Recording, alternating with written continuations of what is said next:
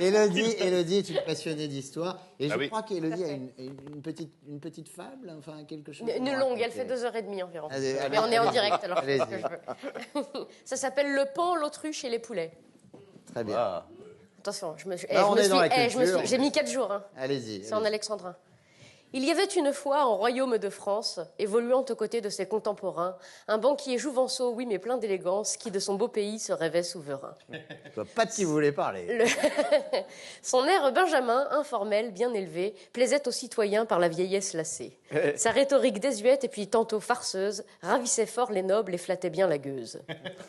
Et si jeune notre homme ne l'était qu'à moitié, il faut savoir qu'user, certes, était sa moitié. Car se voulant moderne, ne prenant point maîtresse, il épousa la sienne malgré sa vieillesse. Oh.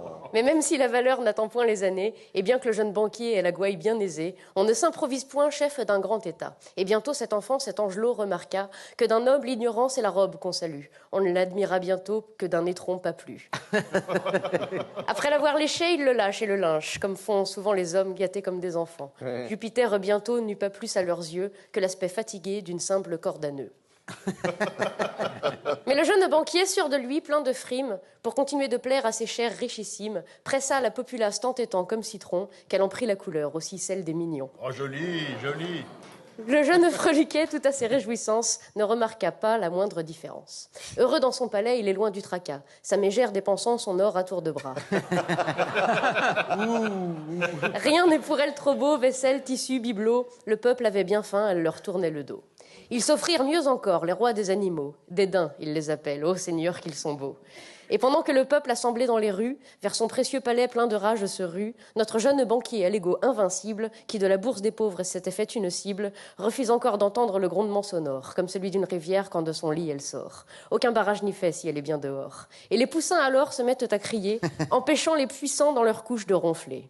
Mon roi, faites les taire, par pitié, muselez-les. Ils meurent de faim, ils crient et nos nuits sont gâchées.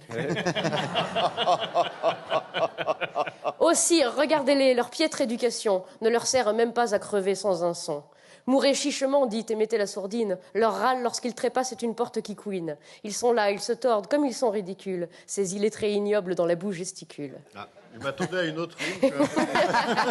C'est pas grave. Une autre fois.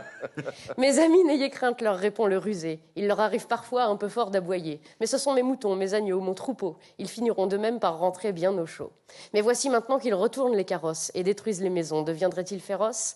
Alors le grand seigneur, dans une allocution, le dos bien droit tendu comme une institution, les deux mains pleines de doigts bien à plat sur la table, leur jeta quelques miettes avec un air aimable, croyant en faisant taire leur petit estomac, calmer aussi la rage dans leur cœur scélérat. « Je ne vous ai pas compris, je ne vous écoutais point », récita-t-il au peuple qui serrait les poings. « À renard endormi, rien ne tombe dans la gueule, retournez au labeur, je vous trouve bien veule. Ah, vous aimez la rose, supportez-en l'épine, mais ne troublez donc point la quiétude citadine. Dans notre ordre social, chacun reste à sa place, vous voulez en changer, je vous ris à la face. Cassez, cassez, cassez, et nous reconstruirons, et je vous répondrai de la bouche de mes canons. Vous voulez un discours, je peux en écrire 100, je peux même faire en sorte que vous m'aimiez quand je mens. Je vous endormirai à grands coups d'entourloupe, car c'est toute une armée que je garde sous ma coupe. Vous vous fatiguerez et rentrerez au champ, bien avant que je tremble, pauvre petite Jean. Il est vrai que le pan peut oser faire l'autruche, se pavaner gaiement tout en gâtant sa cruche.